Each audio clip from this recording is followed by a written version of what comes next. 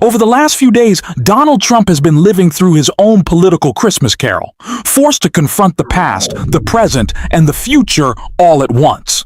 And it clearly rattled him. The past showed up in the form of Barack Obama still receiving overwhelming admiration and a standing ovation from the country Trump desperately wants validation from. The present hit just as hard, with Alexandria Ocasio-Cortez and Gavin Newsom calling him out on the world stage in Munich. And the future? Trump knows those moments of respect and unity aren't coming for him. Instead, it's leaders like them and many others who will be undoing the damage he's done and reshaping the country without him. After days of watching the figures who unsettle him most command attention and credibility, Trump retreated to Truth Social, spiraling over what his future won't be and what his present already is. But before we get to that meltdown over Obama, AOC, and Newsom, it's important to start with what Gavin Newsom actually said in Munich that set this all in motion. I hope, if there's nothing else I can communicate today, Donald Trump is temporary. He'll be gone in 3 years.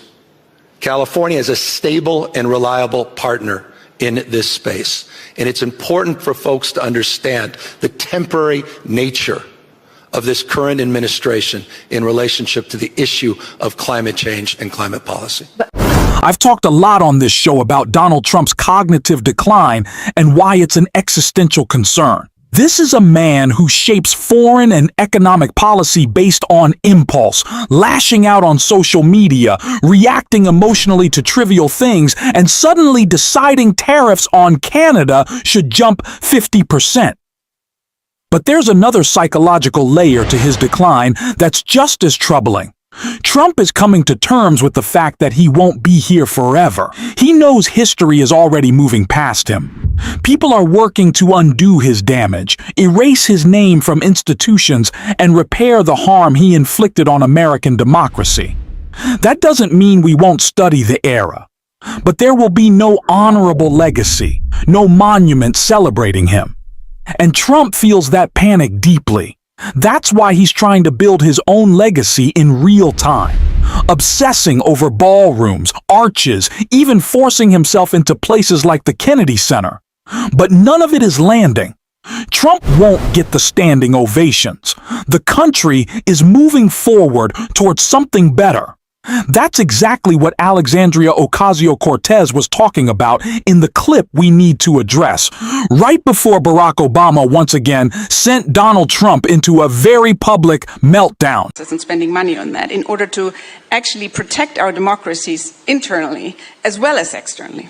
Yes, that's absolutely right. You know, I think one of the connections and relationships that is under discussed, particularly in the security space, is the fact that I believe we're seeing an economy around the world, including in the United States, that extreme levels of income inequality lead to social instability and drives, in a sense, in authoritarianism, right-wing populism, and very dangerous domestic internal politics.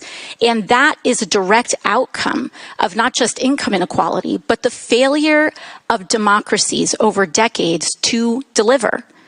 The failure to deliver higher wages, the failure to rein in corporations. You know, the point was just made about antitrust. In the United States, antitrust is such a foundational bedrock value, not just because the ascent of monopolies create the abuse of power in corporations and market power, but there is a level of market concentration and corporate consolidation where a massive company can get so big that its consolidated power can rival that of nation states.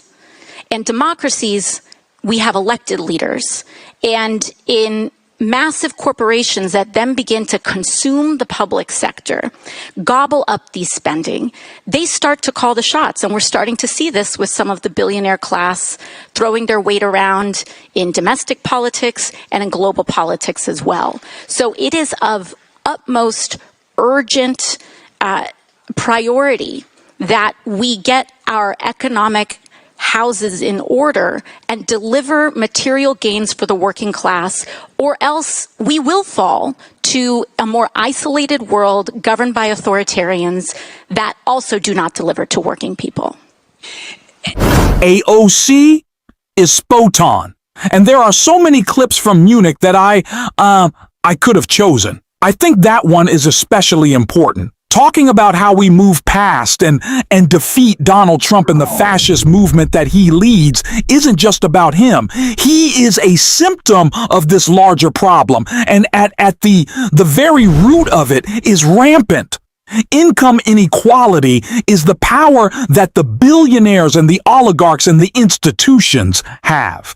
And it's why AOC is being described by many as maybe, the future of this party. I certainly don't hate that. But the past of this party, Barack Obama, also still pretty popular himself. He's why he got this standing ovation that we'll see drove Donald Trump crazy. As we saw at NBA All-Star Weekend, Barack and Michelle Obama got a standing ovation at the Init Dome. So Barack Obama, I'd say, still pretty popular. People still like Barack Obama.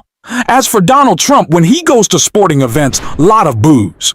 The man didn't go to the Super Bowl because he was afraid of the boos. So all of these things in mind, Gavin Newsom saying that, Donald, you're not here forever, AOC showing the path forward that Democrats should be focusing on, and Donald Trump having to see just how popular Barack Obama is. Well, he is so unpopular. Led very clearly to these two wild posts. Donald Trump wrote, "Quite frankly, I'm heading to D.C. We'll give an Air Force One press conference shortly." Marco Rubio was fantastic in Munich, but AOC and Nuscombe were an embarrassment to our nation. For one thing, they shouldn't be talking badly about the USA, especially on foreign soil. They made fools of themselves and always will. Crooked Hillary merely showed her anger and Trump derangement syndrome, really bad representatives of our now a very successful country.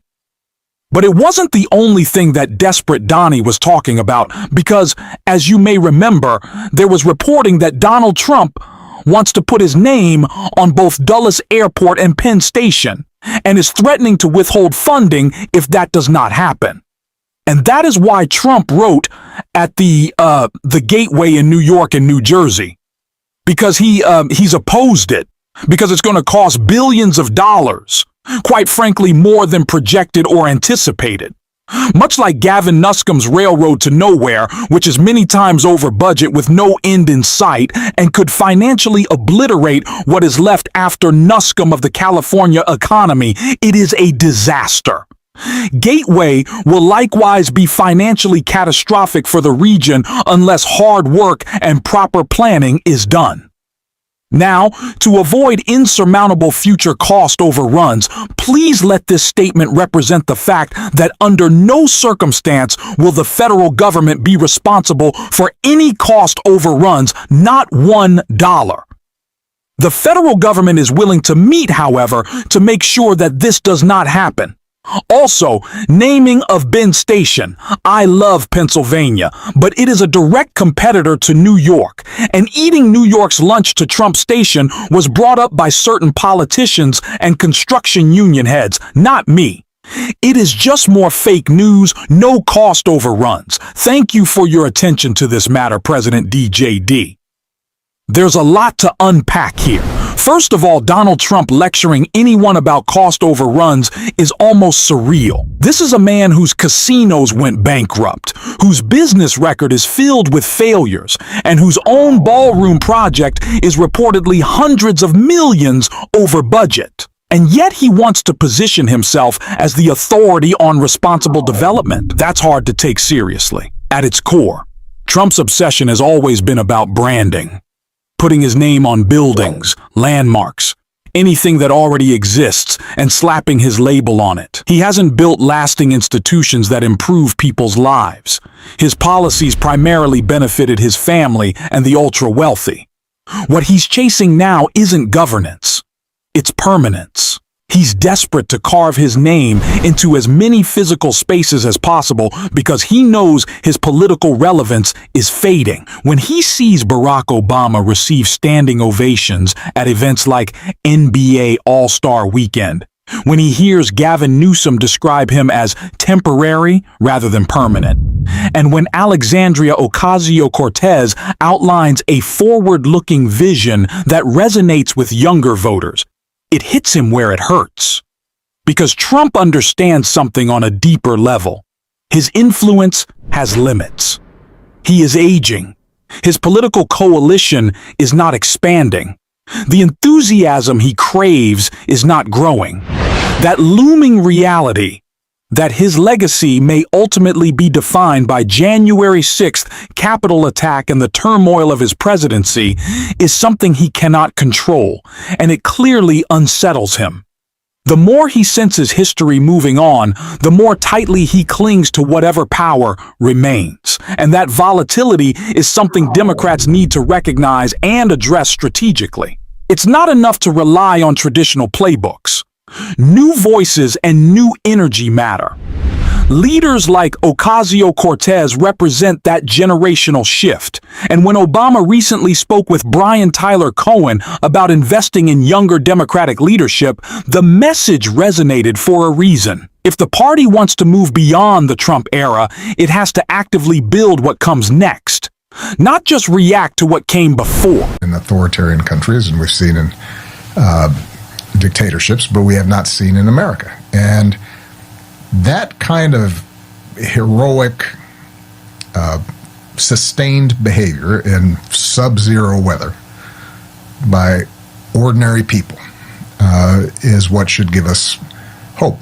And it should remind us that at the end of the day, the way we get a democracy that's working, the way we get policies that actually are helping working families, get ahead, the way that we restore norms, rule of law, decency, it's going to be because we, citizens, are activated and paying attention and saying enough and saying, we have a different idea of what the American family should look like and community should look like. And that is what I'm seeing across the board. So we absolutely need more young leaders in this party. Leaders who understand what my generation is thinking and feeling and who can speak to it authentically. That's what I try to bring to my own political approach. I aim to be analytical and grounded in facts, but also honest. This is genuinely how I feel. Sometimes that means there's frustration or even anger in my tone. And frankly, there should be. The stakes are high. That kind of energy and clarity is what more Democrats need right now, and it's what we'll continue to push for on this show. If you want to support that mission, hit subscribe, leave a like on the video, and if you made it to the end, drop a blue heart in the comments. And until next time, I will see you soon.